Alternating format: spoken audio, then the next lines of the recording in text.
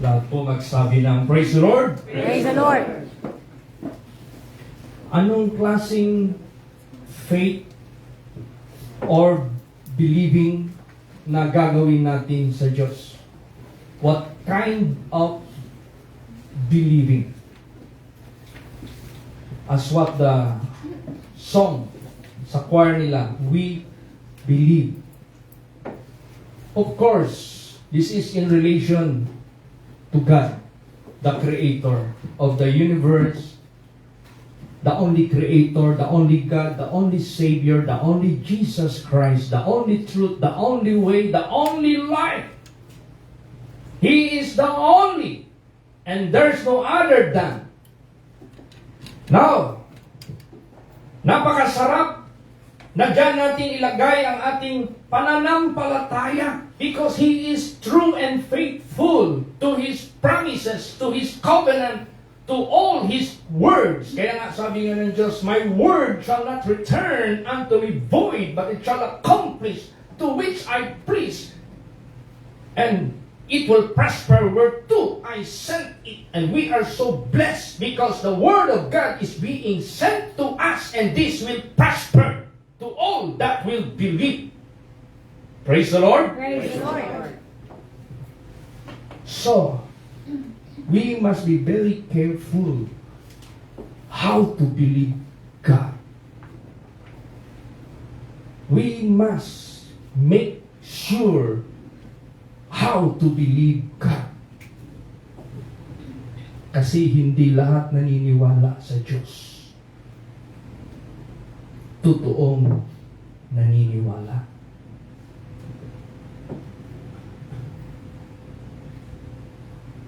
Anong sinabi dyan? Hindi lang tayo maniniwala. But meron tayong dapat i-prove. Dapat meron tayong ipakita sa Diyos. Nalaala niyo yung dalawang magkapatid na nag-offer. Yung isa basta na lang namulot ng mga pananim. In-offer niya without classification that he is offering to God. He is offering to the Creator, to the King of Kings and the Lord of Lords. Basta na lang siya nag-offer. Pero yung isang kapatid niya nag-offer ng first class. It is classified quality. It is the best. Sa dalawa na nag-offer, natanggap yung isa hindi natanggap. So ganun din ang paniniwala ng mga tao sa sanglibutan ito. The moment you say, I believe God, then you have to prove it that you really believe God. Because there are so many that say, I believe God, but indeed in work, they do not believe Him. So, ano ngayon ang gagawin natin? So that as we say, I believe God, what we must do? Basahin natin. Philippians 1:29.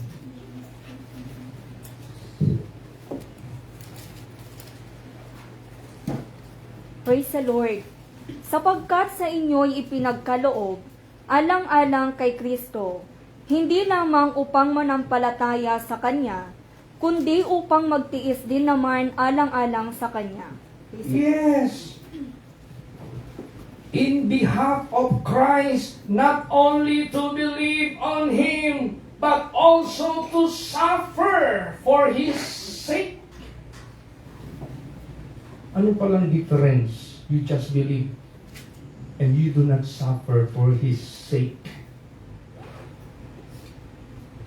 Pag sinabing for His sake, you are referring not to yourself, but you are doing for His sake, for His glory, for His honor, for His will.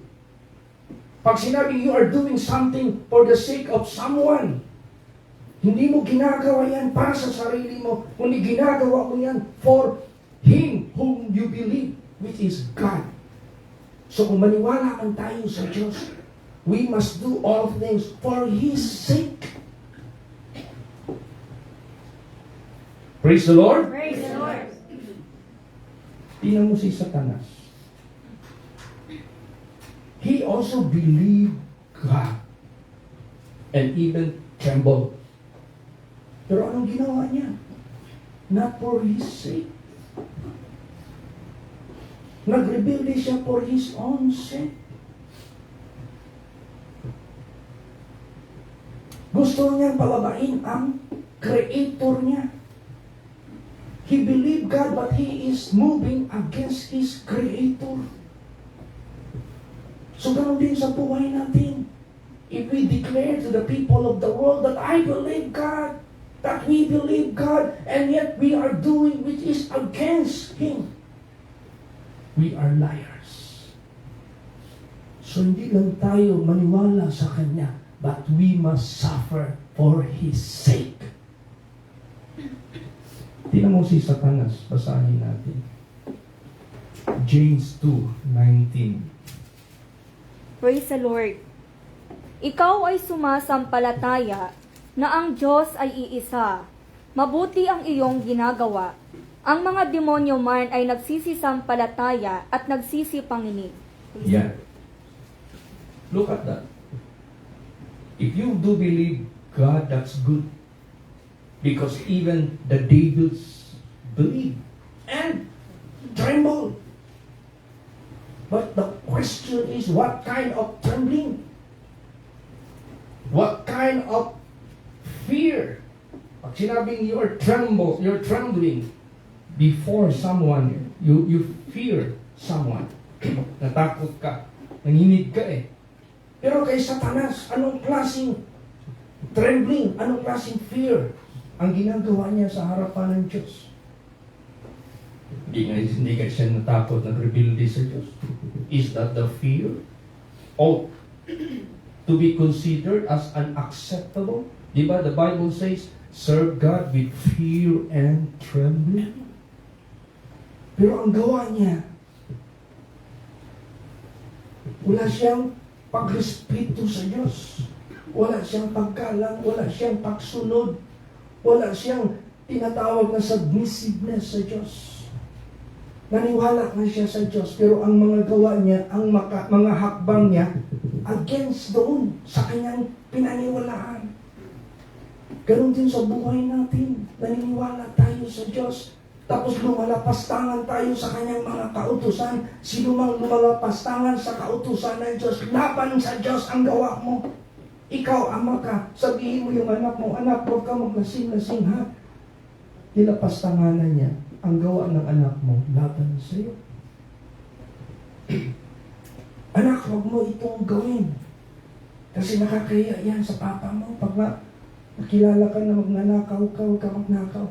Tapos nilapastanganan niya yung utos mo sa kanya, nagnakaw talaga siya. Ano ang gawa niya? Doon sa ama niya, laban sa ama niya. So ang paglalapastangan sa kautusan ng Diyos ay gawa laban sa nagawa ng utos na yan. Sinong nagawa ng utos na yan? Ang Diyos. So kung naniniwala tayo sa Diyos, we must suffer for His sake.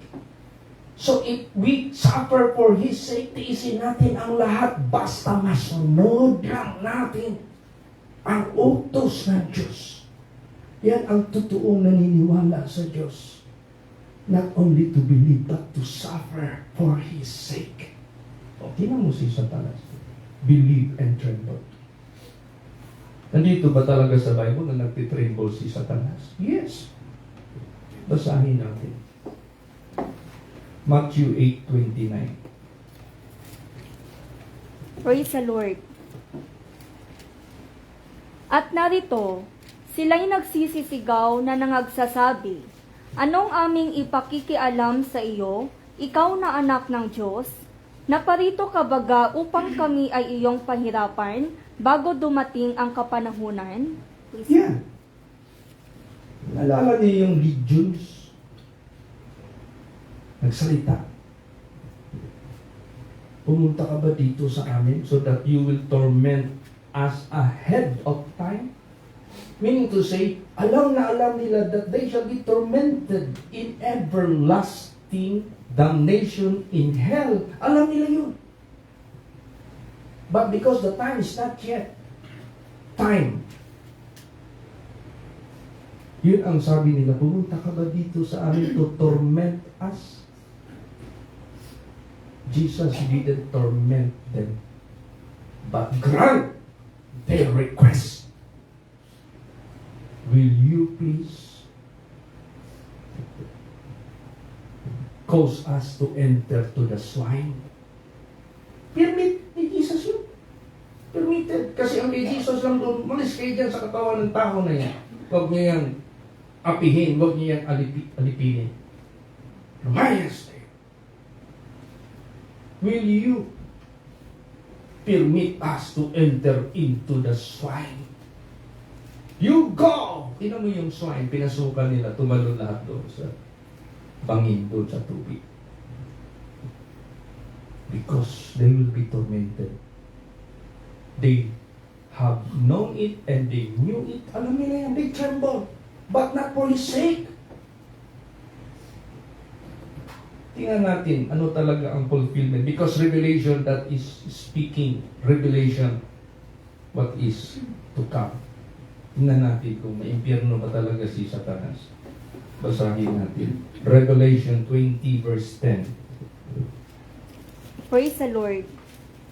At ang dyablo na dumaya sa kanila ay ibinulid sa dagat-dagatang apoy at asupre na kinaroroonan din naman ng hayop at ng bulaang propeta at sila'y pahihirapan araw at gabi magpakailan-kailanman.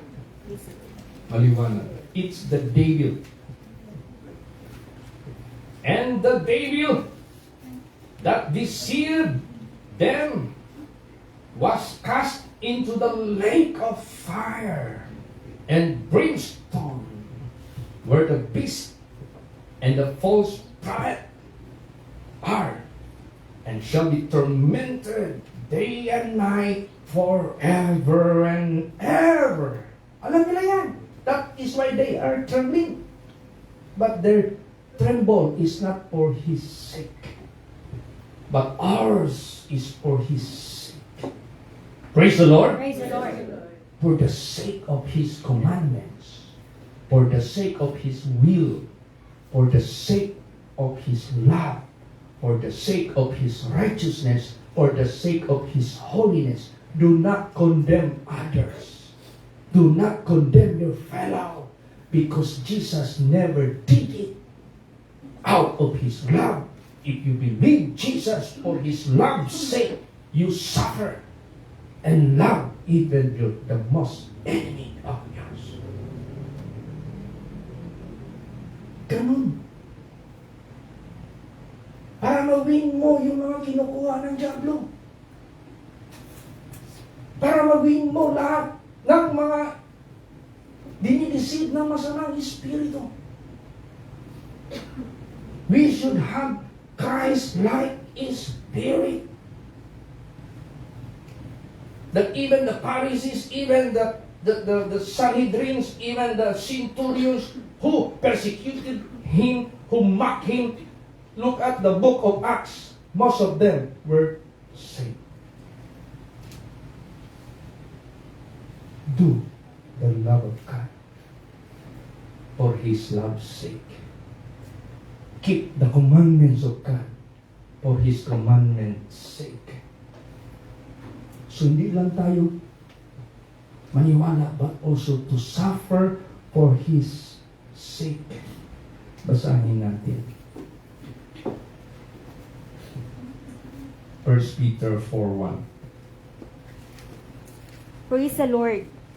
Kung paano ngang si Kristo ay nagbata sa laman, ay magsandata rin naman kayo ng gayong pag-iisip, sapagkat siya na nagbata sa laman ay nagpapatigil sa kasalanan. Yes. Kung si Kristo ay nagbata sa laman, huwag natin i-imagine na He was crucified, He was scourged, He was crowned with thorns, He suffered thirstiness, and vinegar was being given. Panglabas lang yan. That is not the suffering that Jesus Christ would like to express to us. The suffering which He suffered most at the cross. And He did it, but suffering is not no other than He did no sin. When He was reviled, He reviled not again. When He suffered, He threatened not, nor was guile found in His mouth, but committed Himself unto Him that judgeth righteously. Praise the Lord. Praise the Lord. That is the kind of suffering that He suffered, that we ought also to suffer, to cease from sin. Because Satan is tempting us, enticing us to do wrong against His example, His commandments. So therefore, we are not just to believe Christ, but also to suffer for His sake. Because he that suffered in the flesh hath ceased from sin. Why you suffer? I do not want to commit sin. Why are you doing that? Because I believe Jesus and I am doing it to honor Him. I am doing this to follow Him. I am doing this because I know this is the very example of Jesus Christ which He left here on earth to be followed, so that those who will follow Him will never walk in darkness but shall have the light of life. Yun ang gusto ng Diyos sa atin. Not only to believe, but also to suffer.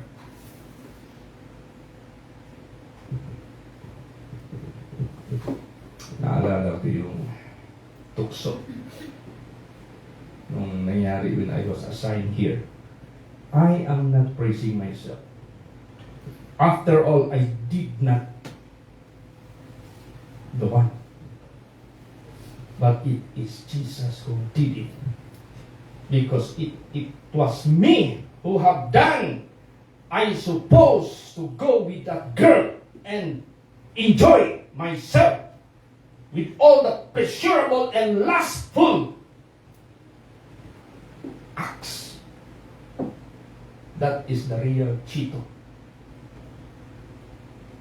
But the Bible says, if you are in Christ Jesus, you are no longer you.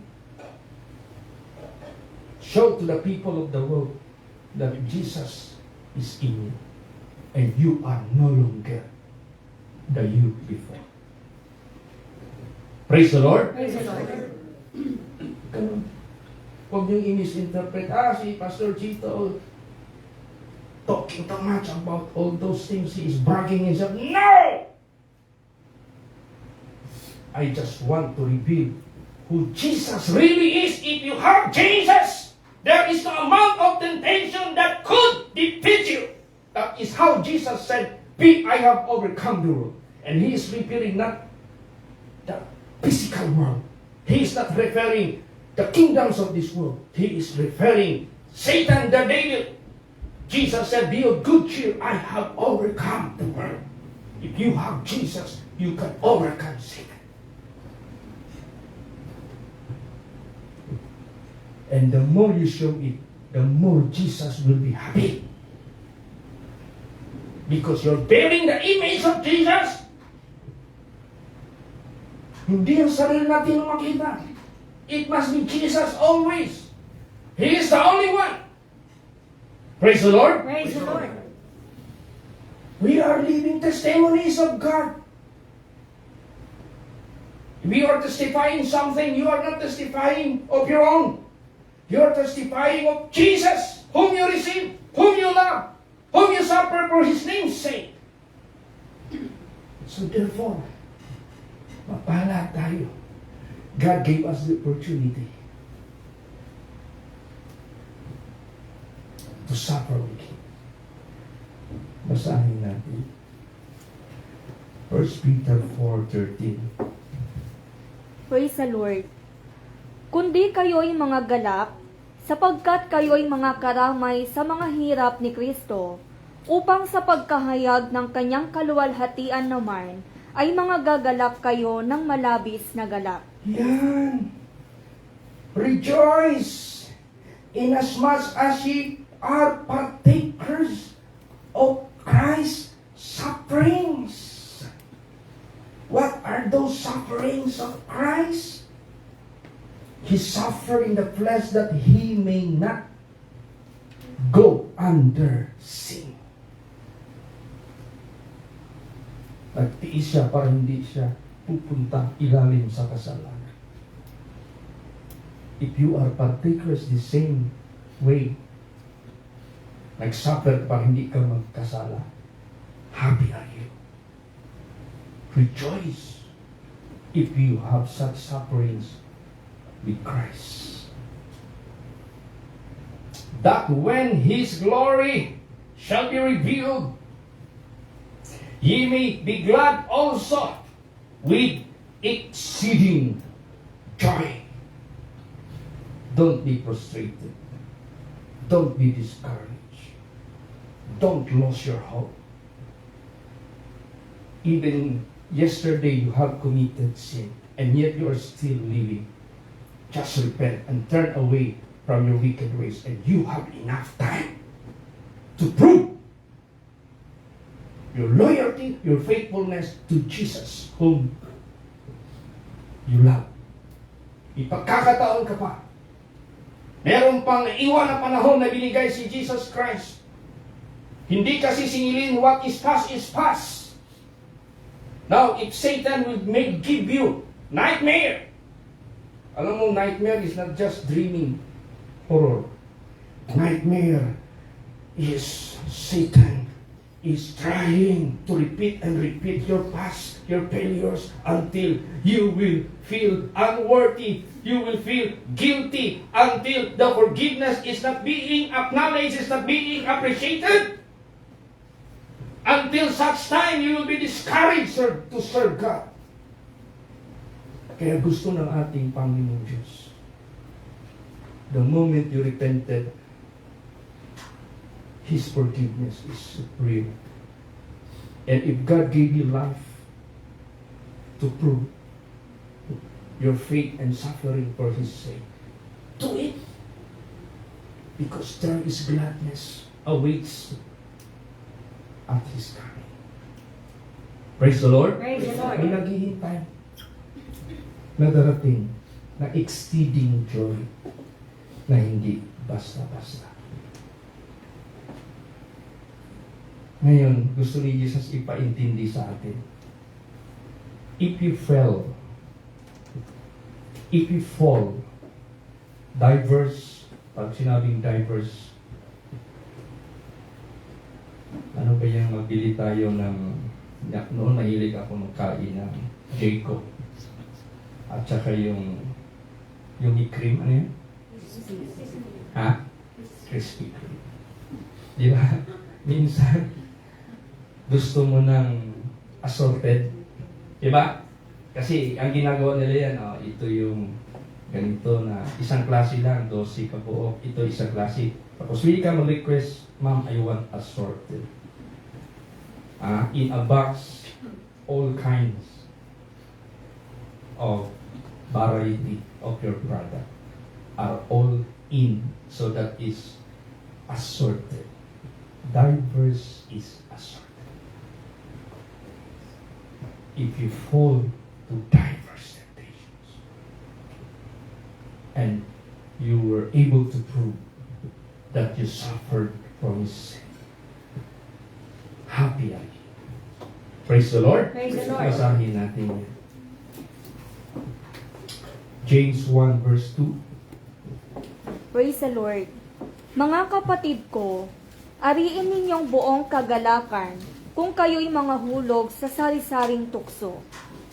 Yan! Sari-sari. Diverse. Assorted. It is not only one of a kind, but different kind. Assorted. My brethren, count it all joy when ye fall into diverse temptations. Lust of the flesh, lust of the eyes, pride of life, money, mockery, persecutions, false accusations, name all those diverse temptations. Mapalad ka kung nahulog ka sa mga diverse temptation. Mapalad ka. Natikman mo lahat ang Krispy Kreme na iba-ibang lasa.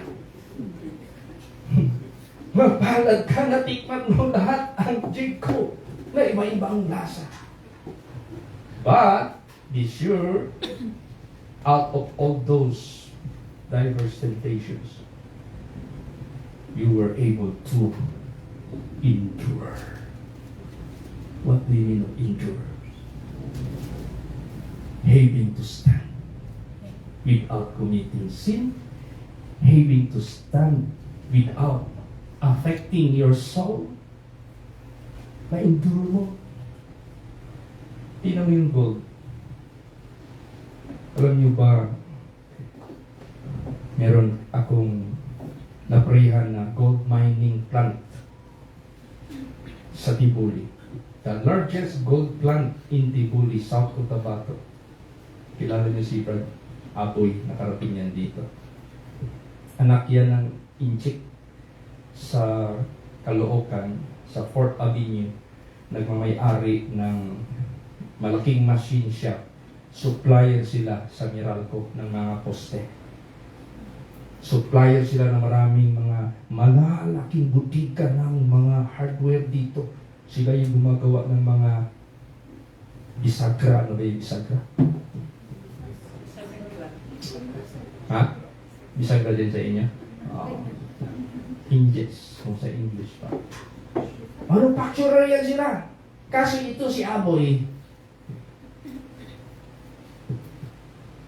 adik chicks. Sabi niya sa akin, 13 virgins ang nadali na niya. Hindi basta-basta yan. Sukarun. Ang ginawa ng uncle niya, ng parents niya, tinapon doon sa Tibuli. Doon sa Cotabato. Para malayo sa influensya. Meron tayong membro doon na trabaho, driver nila, si John Mandagio. Na-testimonihan niya si Apoy. Nabaptize si Apoy dito sa Holy Place. Ako ang inimbita nila mag-blessing, mag-sanctify sa gold plant ang uncle niya, si Don Antonio Go. Nagbigay ako ng word of God doon. Tapos, yung gold pala, hindi basta-basta yan. Sa malaking bundok, hindi lahat bundok may gold. Kunti lang. Tapos, basagin yung bato dyan sa bundok. Sa mga bato na yan, dyan nakadikit ang mga kinto na hindi makita ng naked eye. Ibubulmil yan para ma-separate ang solid gold from rocks. Dalhin yan sa cyanide to liquefy the solid gold. Gawing liquid. Di ko yan makita. Lagyan ng carbon yan to absorb the liquefied gold into the carbon. Dalhin yung carbon sa electricity. Kurintihan yan, isi-separate niya ang silver at gold. Pag magkulay kapi na ang kulay ng gold, ilagay yan sa oven. Pag magkulay kapi na yan na parang maitim na brownies, last doon na yan sa paso. Clay. I-blow torch yan 4 hours straight. Ang sino yung maiwan? Yun ang pure gold. 24K or 99.9%. Punta ka ng central bank, punta ka ng mga gold processes, walang 100% na gold na nakamarka. Magtaka kayo. Puro 99.9% ang purity. Sa langit lang ang 100%. Praise the Lord! Praise the Lord. Dahil dito, meron talagang particles na lumilipad ng mga dust that make something impure. Pero pag si Jesus magpatawad sa atin, 100%. Kaya ingatan natin ito kapatawaran. Huwag natin dumisang. Let us suffer for Christ's sake. Praise the Lord. Praise the Lord. Never judge anyone. What you can see, what you can hear, do not judge. We are not in our position to judge anyone. Only God. Because only God can weigh our spirits, our works. Praise the Lord. Praise the Lord. Diba? Sinabi dyan, time will come, every sacred thing. Pag sinabing sacred thing, it is not known to anyone. It is not known among brethren. It is not known from the ears of the public. With all secret thing, whether good or evil, God will bring it into the judgment. Pag ginawa kang mabuti na hindi alam, huwag kang malungkot. Hindi yan kakalimutan ng Diyos. Praise the Lord. Praise the Lord.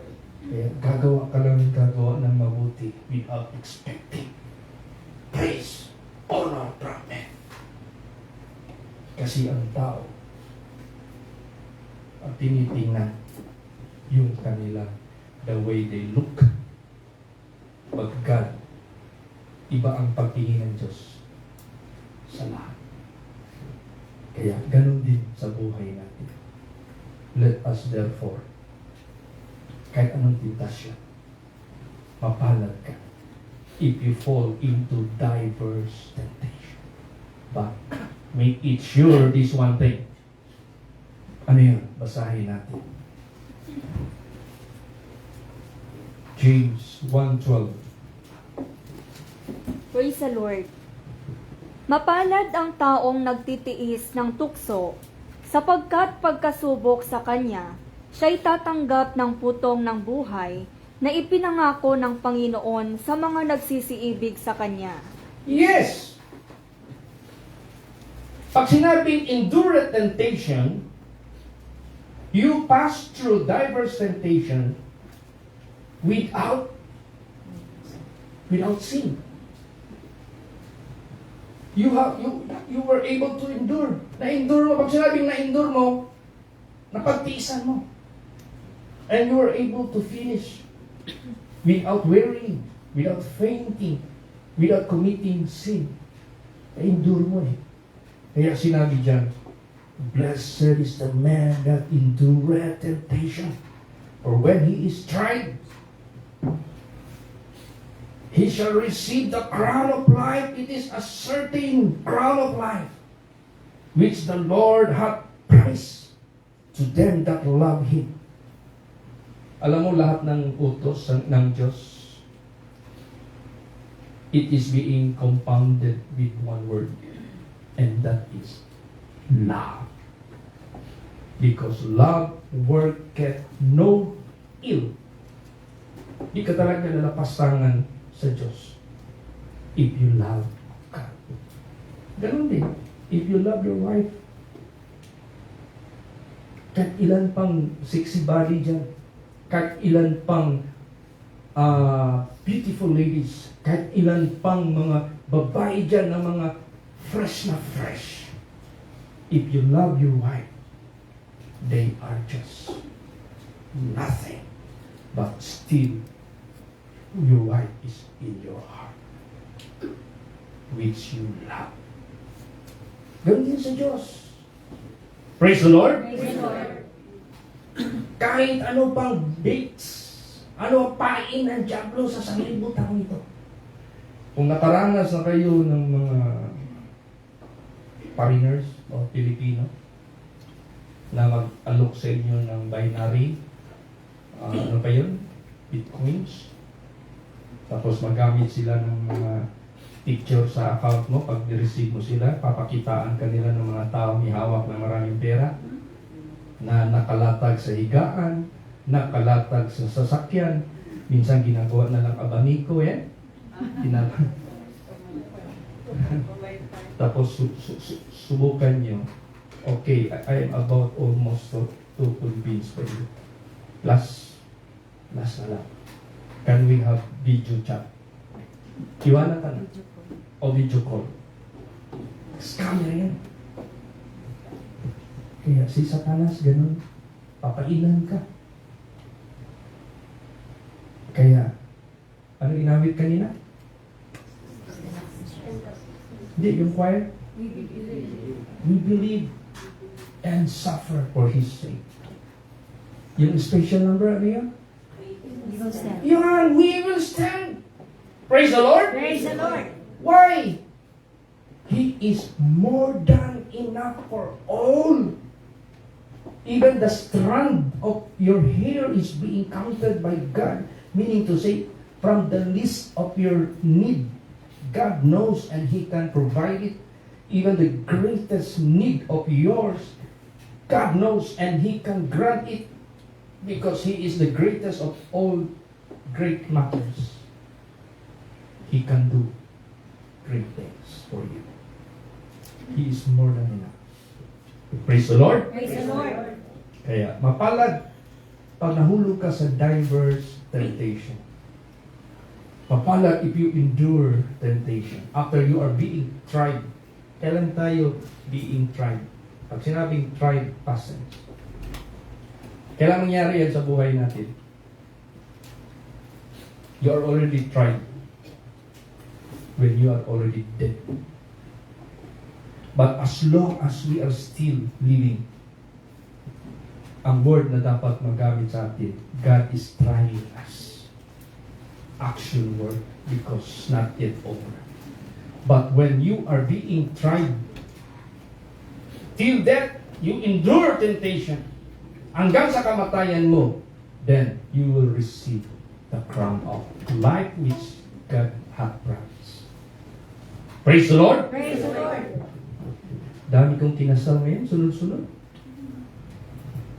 Yung parenger, si Brad Urs, na pangasawa ni Sister Yvonne. Ngayon, kasi ang prayer natin, magkrusada. Ang pinakamagandang krusada, isa ang kasal. Bakit? Ang mga tao hindi pwedeng alis dyan sa upuan. They are invited to that wedding ceremony. You must be here. You are a visitor who accept the invitation, so therefore join the ceremony. Karamihan pa ng mga ninang-ninang, mga didikalidad. Yun yung opportunity natin. Maraming nasisave. Maraming nasisave. And they are telling the people, their fellow, this is my first time to hear such message in wedding ceremony. Why? Kasi ang wedding message na binibigay ni Jesus, you man, you should know why God made you. You woman, you should know why God made you. You man, how God made you and how long you last. You woman, lahat-lahat yan. Pag nalaman nila the value of being you are, pag-feel nila ang greatness ng kanilang value. So therefore, they will take care of their relationship. Kaya sabi ko sa kinasal nung last Monday, you know, after this, we will be signing marriage certificate. So that if you violate this law of the land of the Philippines, you might be put into prison. But this is Bible. You're about to make your vow and promise to God. This is more dreadful because if you violate these word commandments of your Creator, it is eternal consequence. This is more than we sign a document. This is more dreadful and serious. But if you can fulfill the will of God as He commanded to both of you, husband and wife, eternal life awaits. Praise the Lord! Praise the Lord. Hindi man lang, wedding lang message. Bakit? The question is, before the wedding, hindi na lang natin yun pag-usapan? No. There could be no wedding if there is no God. There could be no man if God didn't make man. So salamat tayo sa Diyos. Marami kasi mga tao, they ignore the value of being a man and woman. Kaya, lapastanganan na lang ang utos ng Diyos, they don't know the value. Kaya, pasalamat tayo sa Diyos. Si Jesus dumating sa atin. He is the perfect God and the perfect example for us to be saved, para tayo maligtas. Basa pa, ano-ano ang mga lamas sa mga tinatawag na diverse temptations. Basa, Matthew, baka naranasan nyo ito rin. Matthew 5:10 to 12. Sige po. Praise the Lord. Mapapalad ang mga pinag-uusig dahil sa katwiran, sapagkat kanila ang kaharian ng langit. Mapapalad kayo pagka kayo'y inalimura, at kayo'y pinag-uusig, at kayo'y pinagwiwikaan ng sari-saring masama, na pawang kasinungalingan dahil sa akin. Mga galak kayo at mga sayang totoo, sapagkat malaki ang ganti sa inyo sa langit, sapagkat gayon din ang kanilang pagkausig sa mga propeta na nangauna sa inyo. Kung na-experience niyo ito, mapalad kayo. Praise the Lord! Praise the Lord! Kung hindi niyo ito na-experience, mapalad pa rin kayo. Kung sumunod. Salvation does not need any particular experience. Para bang impyerno. Ang tao hindi na kailangan gagawa ng malaking kasalanan para may impyerno ka. Kahit gagawa ka ng maliit na kasalanan, it will cause you to be in hell. Because big and small sin, the same spelling, sin. That is why if you serve God with it, God be whole heart, whole soul, whole mind, whole strength. So that there is no such percentage of sin in your life. Because a single percentage of sin in your life, it will cause you to be in hell. Naalala niyo yung if your right eye offend you, pluck it out. It's better for you to have one eye to enter into the kingdom of heaven rather than having two eyes and your entire body will be thrown to the lake of fire. So ganun ka-importante sa atin. We are not just to believe Jesus, but also to suffer for His sake. Praise the Lord! Praise the Lord! Para sa Kanyang pangalan. Persecution. You will be reviled. You will say manner of evil against you falsely. Minsan ang tao makarinig lang, nagsuspect na. Nagsuspect na, ginawa ng convicted ang tao. Di ba ganun? Mapalad ka kung dumating yan sa buhay mo.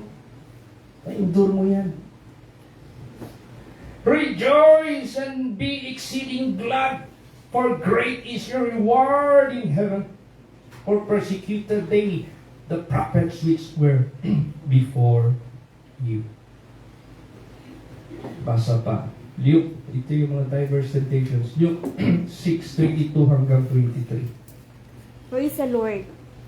Mapapalad kayo kung kayo'y kapuotan ng mga tao, at kung kayo'y ihiwalay nila, at kayo'y alimurain, at itakwil ang inyong pangalan, na tila masasama dahil sa anak ng tao. Mga galak kayo sa araw na yaon, at magsilukso kayo sa kagalakan, sapagkat narito, ang ganti sa inyo'y malaki sa langit, sapagkat sa gayon ding paraan, ang ginawa ng kanilang mga magulang sa mga propeta. Yes. You know how it will take you to suffer for the Son of Man's sake. Paano mo ba gawin yung magtiis ka alang-alang kay Jesus Christ? Look at Joseph. Joseph suffered the consequence of false accusation and caused him to be put into prison many years. But he suffered that for the name of God. Hindi basta-basta yan. Praise the Lord. Praise the Lord. Pero ang maganda dyan, God is not unrighteous to forget your labor of love na pinakita mo sa Kanya, which the keeping of commandments. Yan ang pinakamaganda. And sometimes you cannot have this on earth, but sometimes you can have it when you die. For me to live is Christ, and to die is gain. Ang gusto lang ni Jesus Christ sa atin, do it for His name's sake. Not for the sake of many eyes of people looking at you. Not for the sake of the ears of the hearers. Sa buhay. Do it for the sake of Christ. And it is He will reveal it and reward you according to His promise. This is all by faith. Whom you do not see, yet you do His will, His commandments. Yan ang totoo na pag-ibig sa Diyos. Na iniibig mo siya, na hindi mo siya nakikita.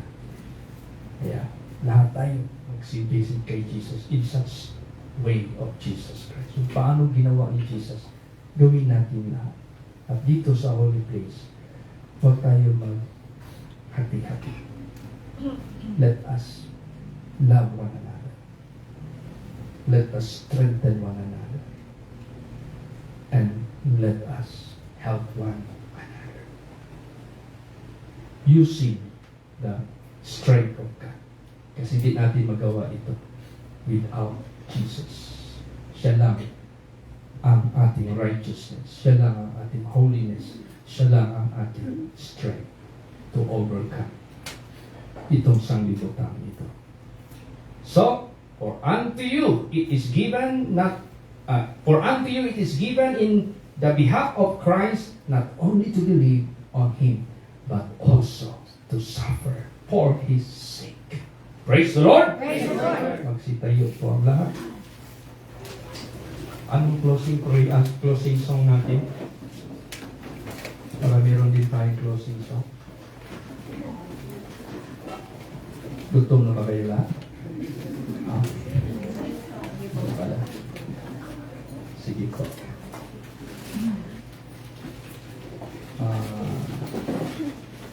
Jesus, I will faithful be.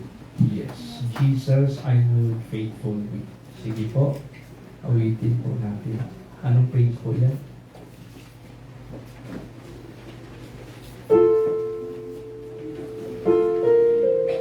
Anong praise?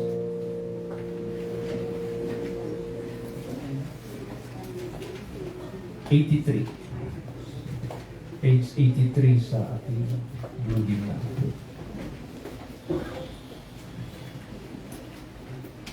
Give me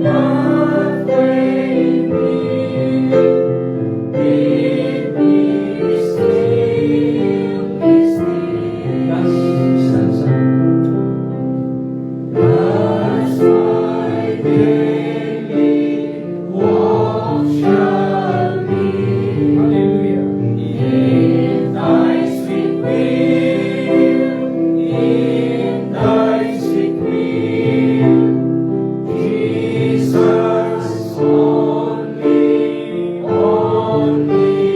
Thee, my heart can feel, my heart can feel. In thy footsteps trace my feet, as thou dost will, as thou dost will. And if turns my pathway be, bid me still, be still. Hallelujah. Magsadalangin po ang bawat isa. Hallelujah. Yes. Kilala natin ang ating sarili. Wala nang ibang makapagsasaysay dito. Maliban tayo kay Diyos lamang. Ano ang ating hakbang na gagawin? Tayo po yung minimungkahi ni Jesus Christ. That hindi lang tayo maniniwala sa Kanya plainly, but we also should suffer for His name's sake. Hallelujah. How great thou art. Maraming salamat po, Panginoong Hesukristo. Kino-comfort niyo po ang inyong mga anak na dumadanas ng mga persecutions, dumadanas ng mga temptations, dumadanas ng mga revils, dumadanas ng mga mockery, dumadanas ng mga false accusations, kung ano-ano pa, Panginoong Hesukristo. Kaya, salamat Lord Jesus. Truth is truth. It will remain forever truth. Kaya napakasarap manalig sa inyo, maniwala sa inyo.